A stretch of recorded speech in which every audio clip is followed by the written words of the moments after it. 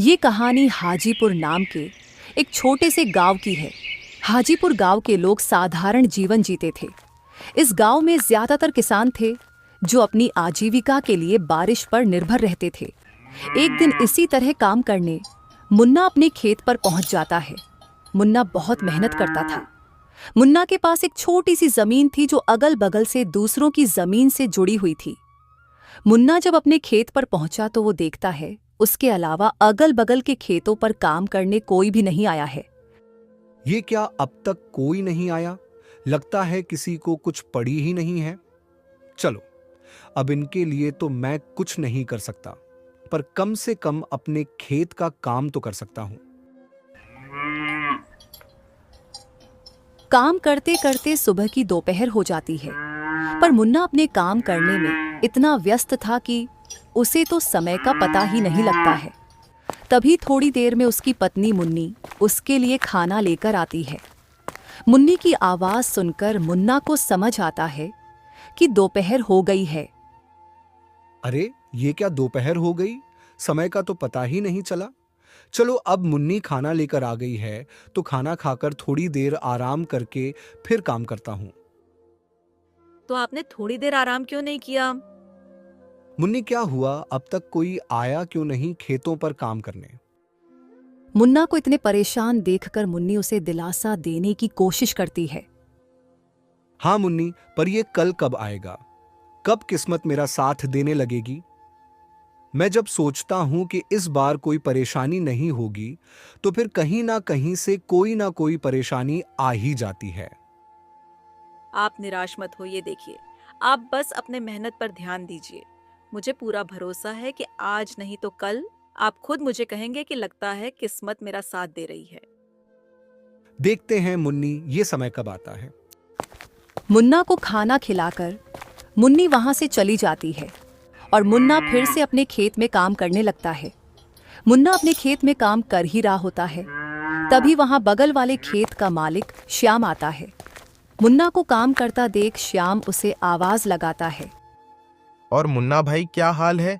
लगता है आज कुछ जल्दी ही आ गए थे खेत पर काम करने। जल्दी जल्दी कैसी श्याम भाई? दोपहर हो चुकी है। तुम आज कुछ ज्यादा ही देर से आए हो। हाँ भाई, आज थोड़ा देर से उठा था तो सोचा दोपहर का खाना खा ही लूं। पर तुम्हें क्या हुआ है मुन्ना भाई? खेत को देखकर लग रहा है तुम्हारा पूरा काम हो गया है, पर तुम्हारे चेहरे को देखकर लग रहा है काम अब तक शुरू भी नहीं हुआ है। नहीं भाई, ऐसी कोई बात नहीं है। वो बस अपनी किस्मत को लेकर थोड़ा परेशान था। अरे मुन्ना भाई, कब तक अपनी किस्मत को कोसते रहोगे और कब तक किस्मत के भरोसे चलते रहोगे? अब किस्मत को कोसू नहीं तो क्या करूं भाई? तुम तो जानते ही हो ना, पिछले साल बाढ़ आई, फिर सूखा पड़ गया था। और अब जब इस साल कोई प्रकोप नहीं है तो दिन ब दिन मंडी में अनाज के दाम गिर रहे हैं। हाँ, मैं भी मानता हूं कि किस्मत का साथ बहुत जरूरी है, पर सुनो भाई, मेहनत का फल जरूर मिलता है। कभी कभी हमें किस्मत को बदलने के लिए खुद कदम उठाने पड़ते हैं। मैं कुछ समझा नहीं भाई, जरा विस्तार से बताओ। मुन्ना भाई, तुम खेती के अलावा क्या करते हो? मुन्ना श्याम का ये प्रश्न सुनकर थोड़ा चौंक जाता है। उसे लगा कि शायद श्याम के पास कोई ऐसी बात है जो उसकी समस्या का समाधान कर सकती है।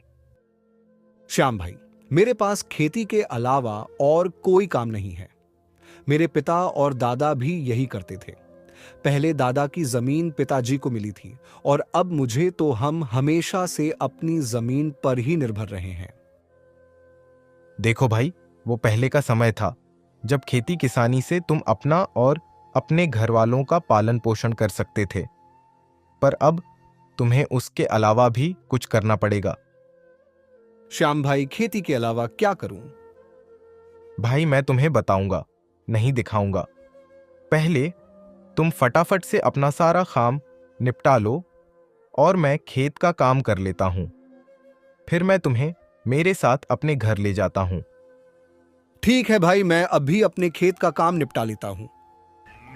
फिर दोनों किसान अपने अपने खेतों में काम करने लगते हैं।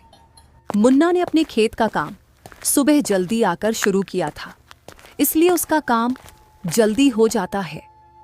मुन्ना अपने खेत का काम करके श्याम के खेत के पास जाकर खड़ा हो जाता है और श्याम को काम करता देख सोचता है, मैं शाम का काम जल्दी खत्म करवा देता, जिससे ये मुझे वो काम के बारे में बता देगा।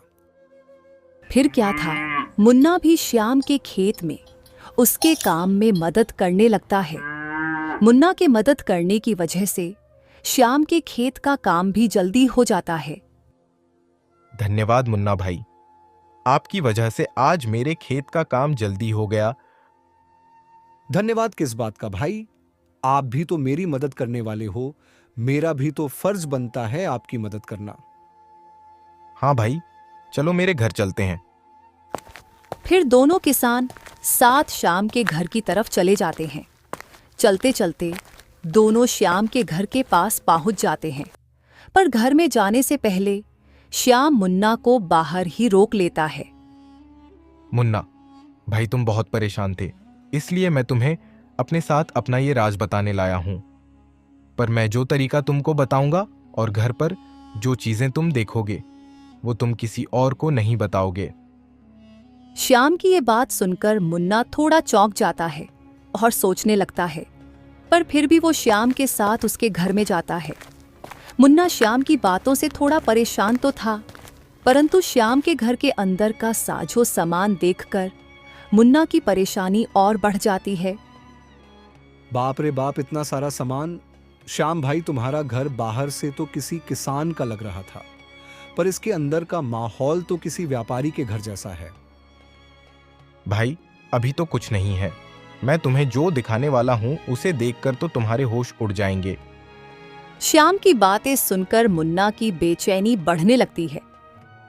श्याम भाई, तुम मुझे वो दिखा दो जो दिखाने लाए हो, क्योंकि तुम्हारी बातें सुन सुनकर अब मैं बेचैन होने लगा हूं। ठीक है भाई, तुम यही रुको, मैं अभी वो सामान लाकर दिखाता हूं। श्याम वहां से अपने दूसरे कमरे में चला जाता है और मुन्ना उसका वहीं रुककर इंतजार करने लगता है। थोड़ी देर में श्याम अपने साथ एक गठरी लेकर आता है। श्याम भाई, ये क्या लाए हो अपने साथ? भाई इसी में तो है वो चीज जो तुम्हारी हर समस्या को दूर कर देगी।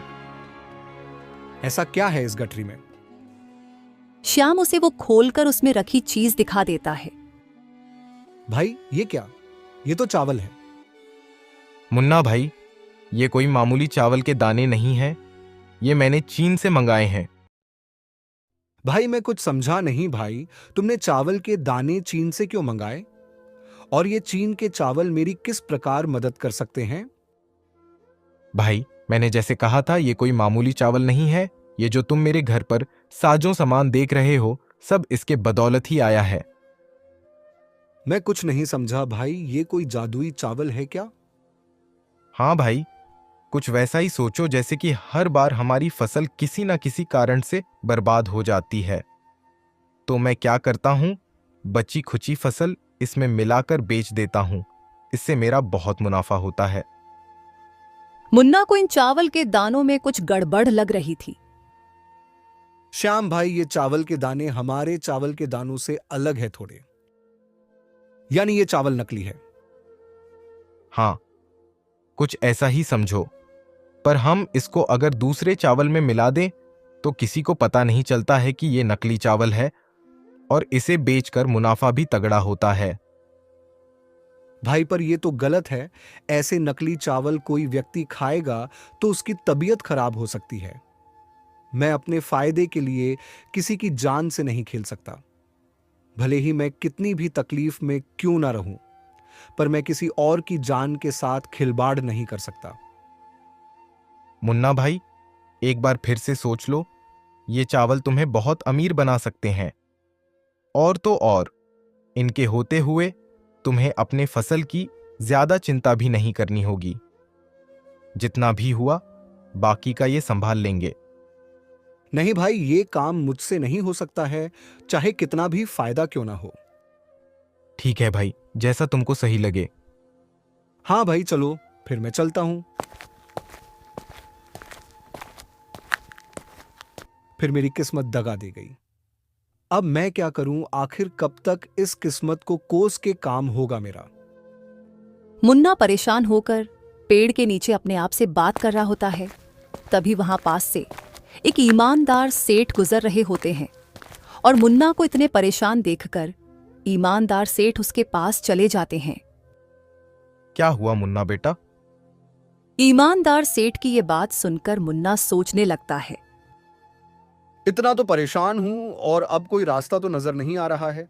एक बार ईमानदार सेठ से बात करके देखता हूं, शायद वो कोई उपाय बता दे। क्या सोच रहे हो बेटा? बोलो, क्या परेशानी है? एक परेशानी तो है सेठ जी, मैं मेरी किस्मत से परेशान हूं। मुझे ऐसा लगता है वो मेरा साथ कभी नहीं देती है। क्यों बेटा, तुम्हें ऐसा क्यों लगता है? ईमानदार सेठ, मैं एक मामूली किसान हूं जिसका सारा संसार खेती बाड़ी पर निर्भर है और मैं पूरी ईमानदारी से अपने खेत पर काम करता हूं, पर मेरी किस्मत कभी साथ नहीं देती है। कभी बारिश मेरी फसल खराब कर देती है, कभी सूखा पड़ जाता है और किसी साल फसल ही खराब हो जाती है। मुझे लगता है मैं फसल ही छोड़ दूं, पर हर किसान ऐसे ही फसल करना छोड़ दे तो अनाज कहां से आएगा? हाँ बेटा, यही तो सोचकर तुम्हें और मेहनत करनी होगी। सेठ जी, मैं मेहनत करने से पीछे नहीं हटता, पर आखिर मेरा भी घर परिवार है। मुझे मेरे अलावा उनका भी देख सोच कर चलना पड़ता है। बेटा, तो जिस तरह तुम परेशान हो उसी तरह तुम्हारे साथ वाले किसान भी तो परेशान होंगे ना।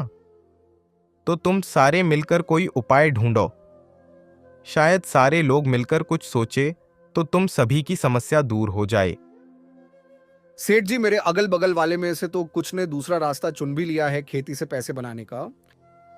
बेटा, तो तुम उनसे पूछो और उनका तरीका अपना कर देखो, शायद तुम्हारा भी काम बन जाए।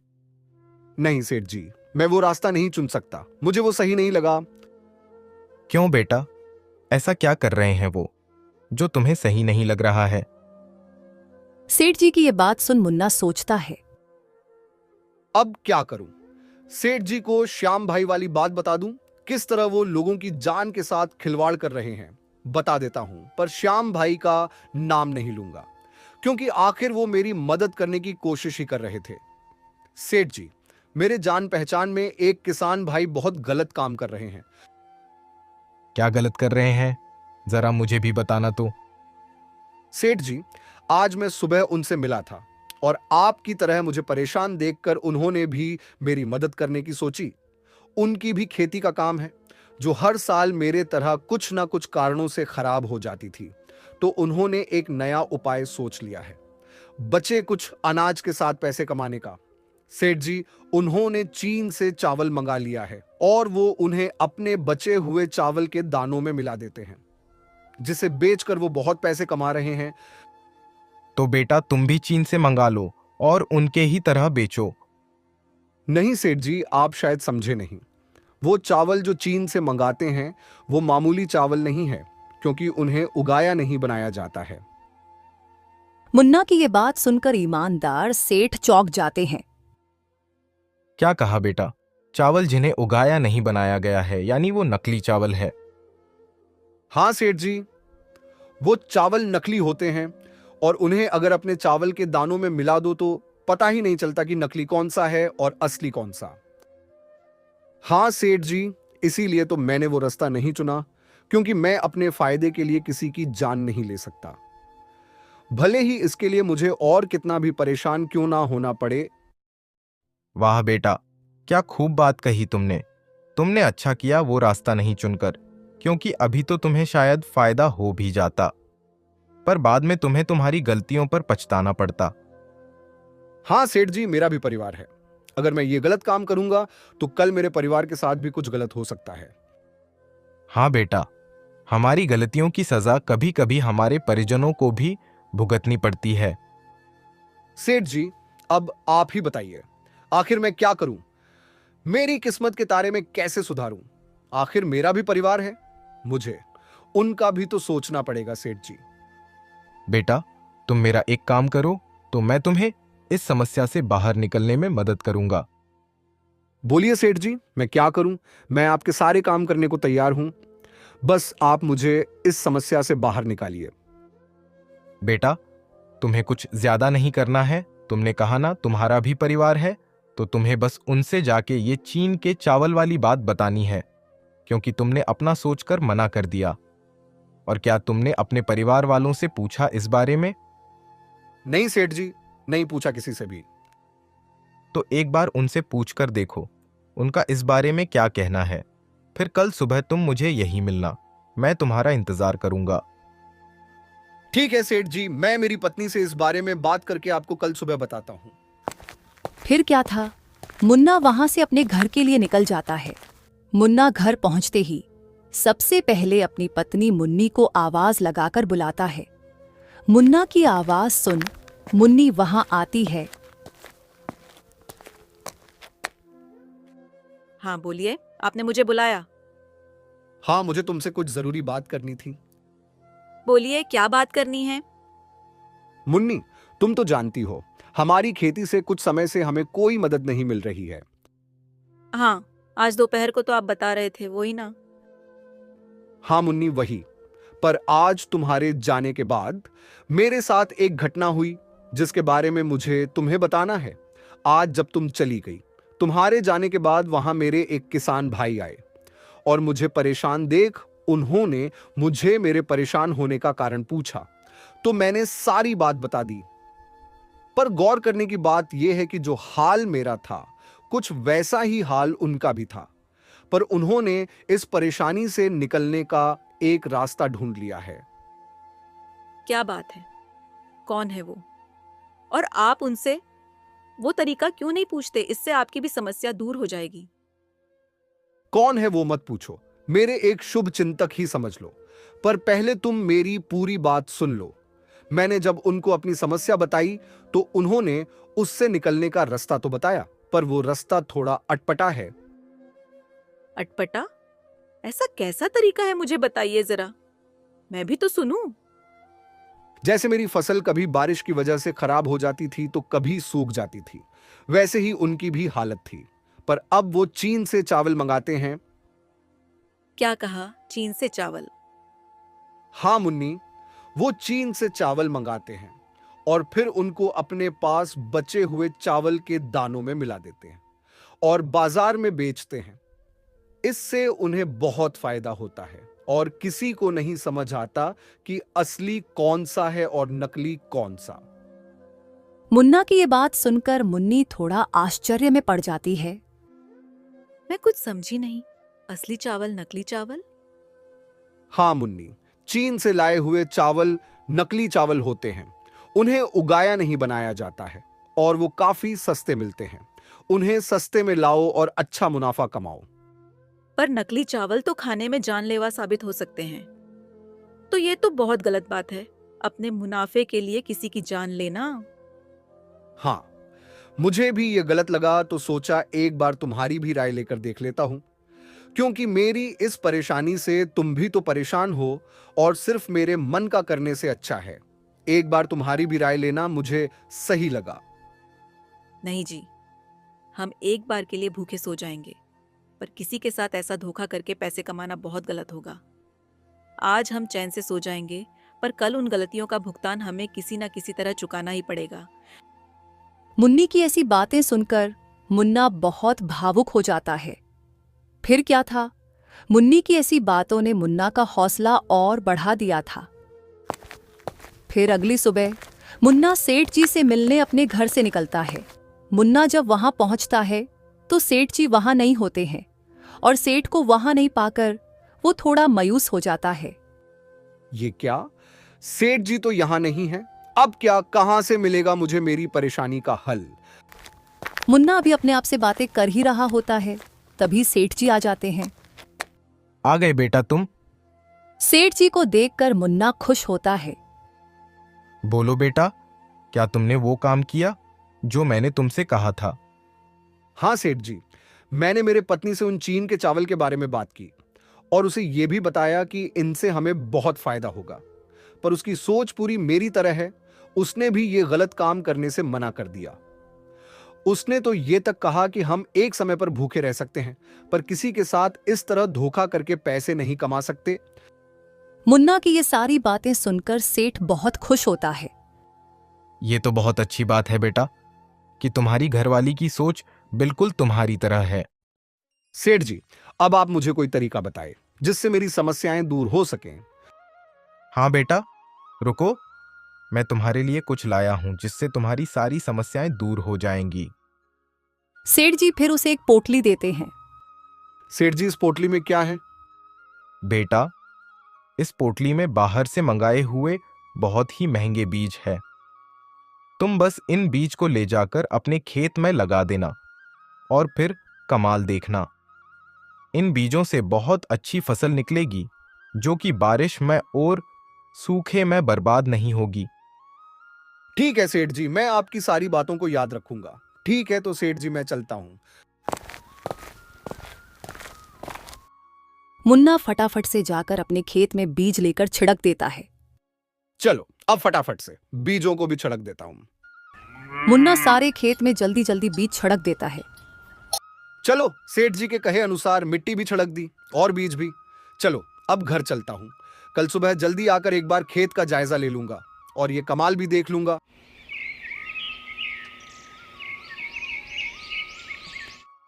कुछ महीने बीत जाते हैं। फिर अगली सुबह मुन्ना सुबह सुबह अपने खेत पर पहुंच जाता है और अपने खेत की हालत देखकर चौंक जाता है।